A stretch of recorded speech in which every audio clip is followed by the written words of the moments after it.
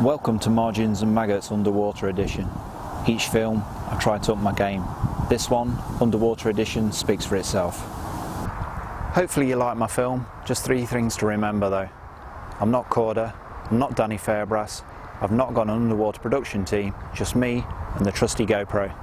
Let's get fishing. I could stay like this, forever following you.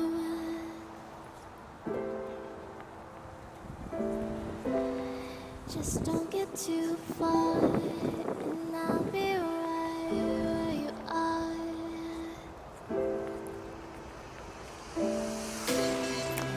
You're a dream that I could finally see.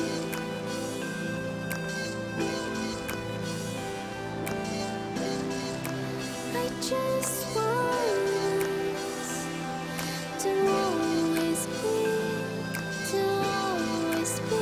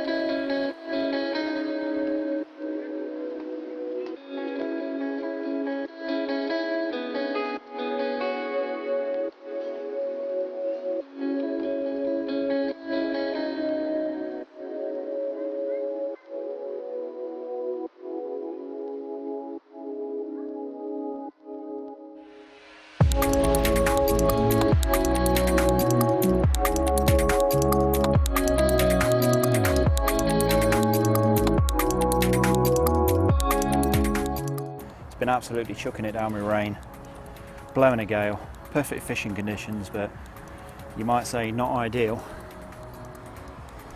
for stalking fish. Certainly not ideal for standing outside in it. Sat under the brolly for about an hour and a half, left the fish happily munching away on a little spot a little bit further up from where I caught the one earlier. Sort of a safe spot for them where I've been baiting them, and hopefully just one or two would nip out and come to this other spot where I caught the one earlier. They've stopped visiting this spot now, so I went to the spot I've been baiting all day. This one came in, took one or two freebies, and then bang, straight on the hook bait, just like the pink pop-ups used to do.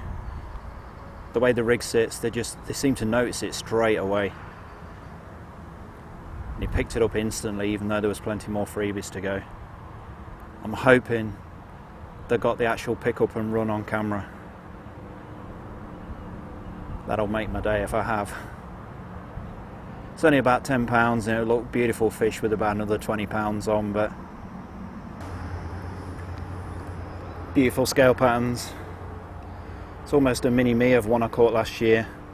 Been about £10. I think it's probably a stocky that they put in late last year. Most of the originals are a lot bigger, but a beautiful fish all the same.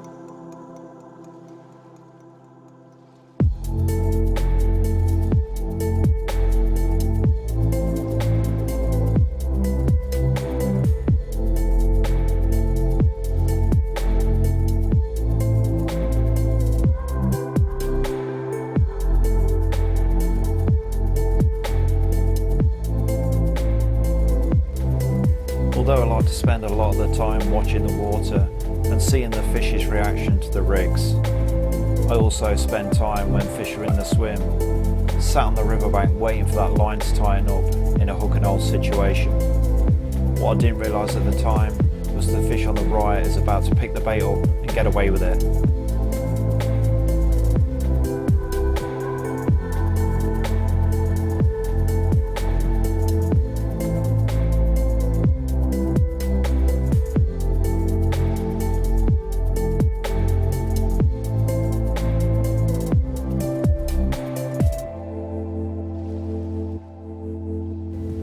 makes this whole scene worse is the second fish in the swim is about to pick the rig up and avoid being hooked, even though it feels the lead.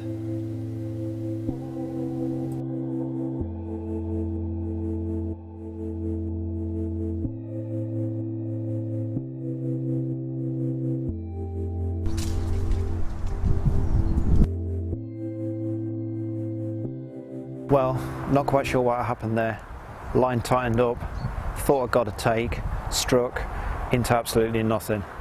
Not knowing at the time I'd got a problem with the rig, I got it straight back in, hoping for another opportunity.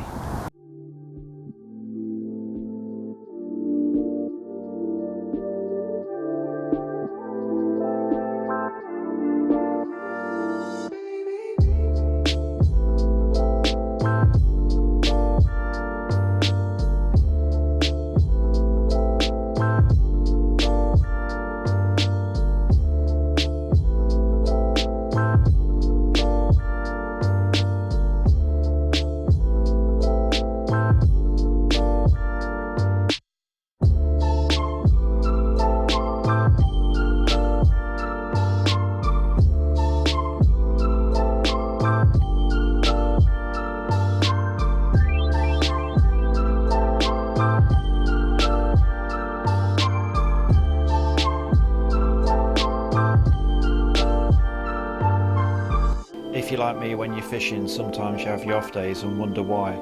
Watching these clips back, I could clearly see that this was one of mine. The rig was clearly designed with this situation in mind. A fish passing through the swim, quickly dropping down on the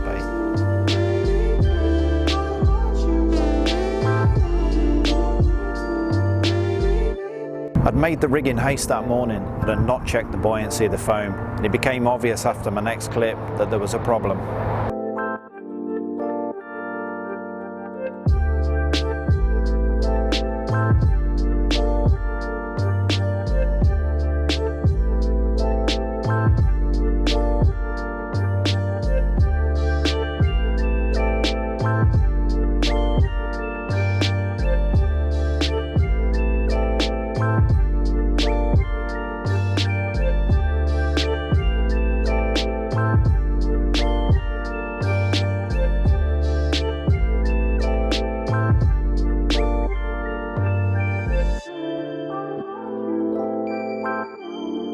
In the space of a few seconds, I got done by 2 fish feeding side by side.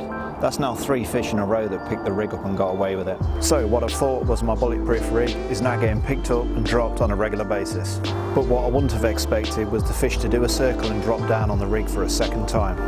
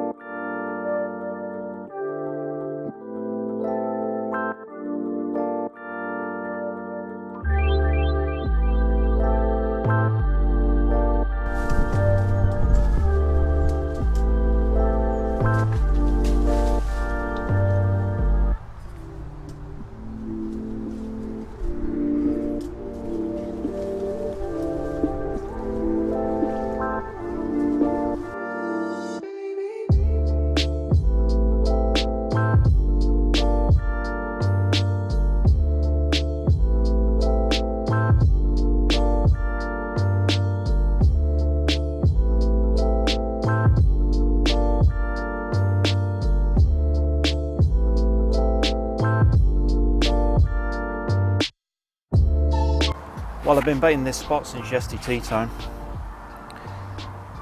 and yet again this morning. They disappeared last night, but this morning they came back in about 10 o'clock. I was putting boilies in for a start, but then I went and fetched some maggots, so I've switched over to the maggots again. I thought it was going to be real easy. Because I've been baiting up so long, I thought as soon as I put the rig in, they're just going to have it, but I couldn't have been further from the truth. It's took me 3 attempts to get the lead in right.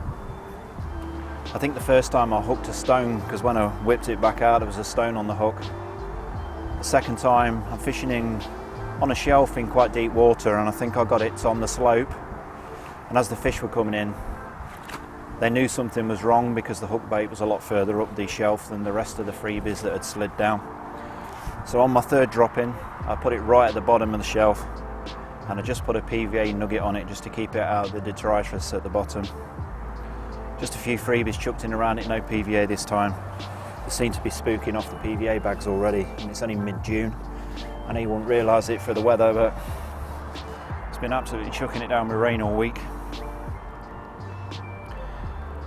Finally, this one's come along. It's probably only about 14-15 pounds. I've not weighed it. There was far bigger fish coming through. In fact, I think I've got probably 50-60% of all the carp in the lake coming past me this morning. Almost too many. Coming in and out the trees and up and down the margins. This one's come along. Hopefully it's the first of many, but I think I've scared them off now. But it's just nice to catch the fish. I'm going to slip this one back and see if I can get one of them big girls that have been moving up and down all day.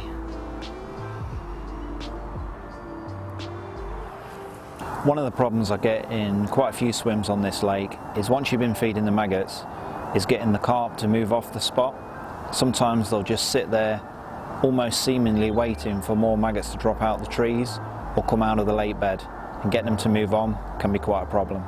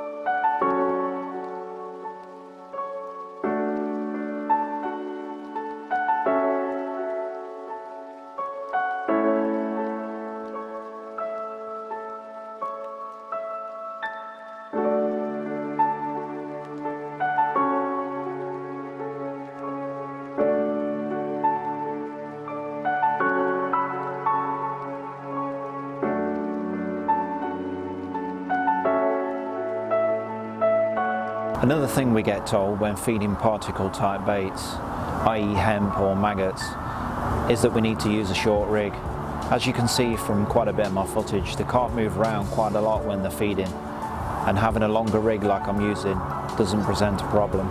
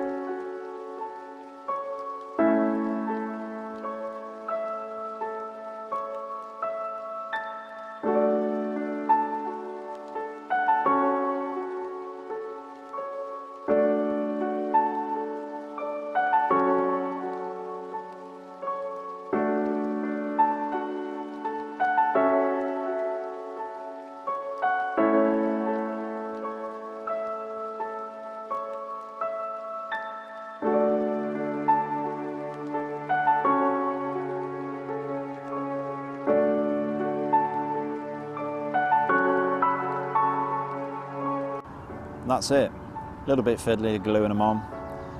What I'm doing is dabbing the bottom of the maggot onto the glue pot and then sticking it on the foam, rather than putting the foam on the glue first.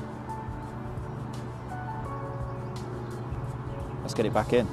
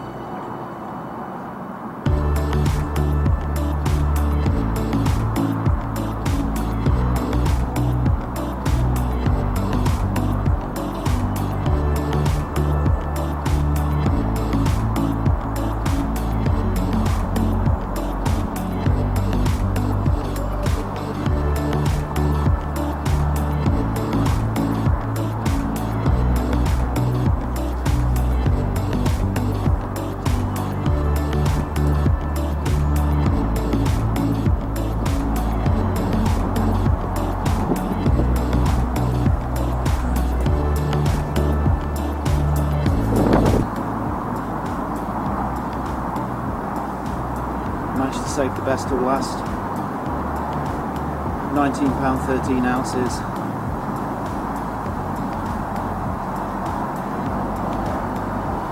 A lot better fish than the other three I've had. I actually didn't see it pick up the bait. I was watching the hook bait, trying to keep an eye on it because I'm fairly tight to the reel. And I was watching two fish coming in from the left hand side. Luckily I noticed the rod buckling over. This fish must have crept in from the right side, picked up the hook bait and was heading out the swim.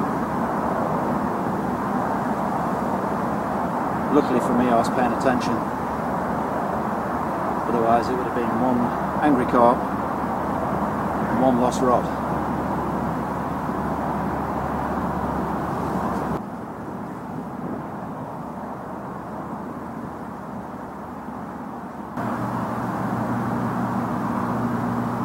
Maggot Medusa rig doing the business again.